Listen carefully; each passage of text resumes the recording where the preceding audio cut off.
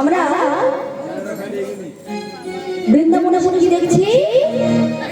শ্যামকুণ্ড, রাধাকুণ্ড, গিরি গোবর্ধন, আর এখানে সবাই শ্রীমতী রাধারানীর জয় দিচ্ছে। কেমন করে? রাধা রানী, রাধা রানী, বৃন্দাবন ধাম কি, বৃন্দাবন ধাম কি, ভক্তমণ্ডলী কি, আপন আপন গুরু মহারাজ কি। আজ ভগবান কৃষ্ণচন্দ্র মাতা যশোমতীর কাছে ক্ষীরসর নবনী সেবন করে বিছানায় বিশ্রামরত।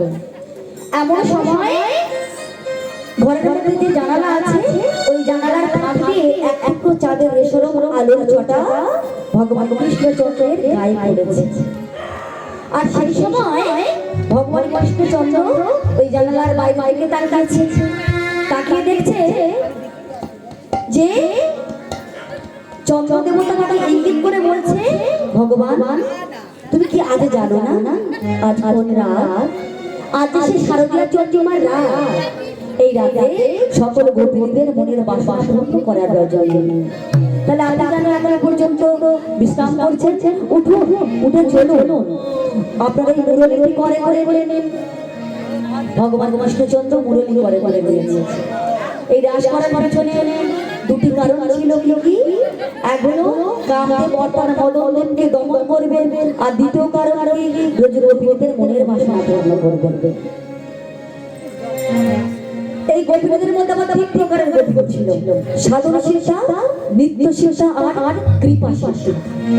সাধনা শিক্ষা গোপিকারা যারা সাধনা করে ভগবানকে পেয়েছিল, তারা সাধনা শিক্ষা গোপী। আর কৃপা সিদ্ধ গোপিকারা তারা হলো এত সুন্দর সাউন্ড, কিন্তু একটু আপ ডাউন হচ্ছে ভাই, ক্লিয়ার হচ্ছে, একটু আপ ডাউন হচ্ছে।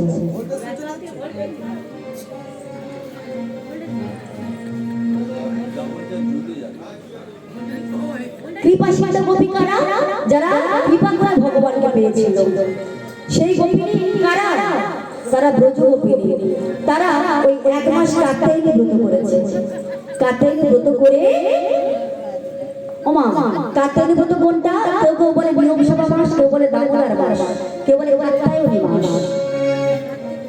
কাত্যায়নী ব্রত করে ওই যমুনার পাড়ে গিয়ে একটা ঘট বসিয়েছে, ফল ফুল দিয়েছে, একটা সুন্দর করে অম্রপল্লব দিয়েছে, দিয়ে আর মাতা কাত্যায়নীকে স্মরণ করছে। কেমন করে?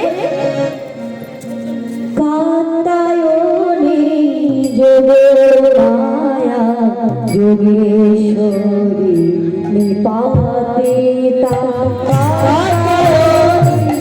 যোগমায়া যোগেশ্বরী নিপাতিতা, কাত্যায়নী যোগমায়া যোগেশ্বরী নিপাতিতা, কাত্যায়নী যোগমায়া যোগেশ্বরী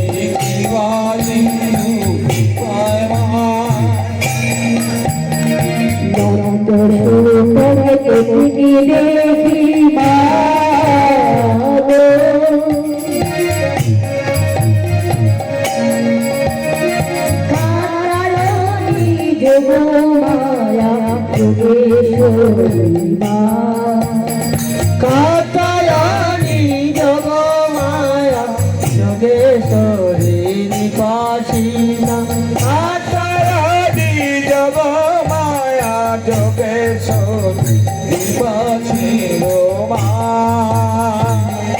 এমনি করে যখন মাথা হাতের স্মরণ করছে, মা দর্শন দিয়ে বলছে, বলো ব্রজ গোপিনী তোমাদের মনের বাসনা কি বলো? বলছে, মা কিছু চাই না। কি হচ্ছে সবটা? একটা পুরো নরমাল হয়ে যাচ্ছে।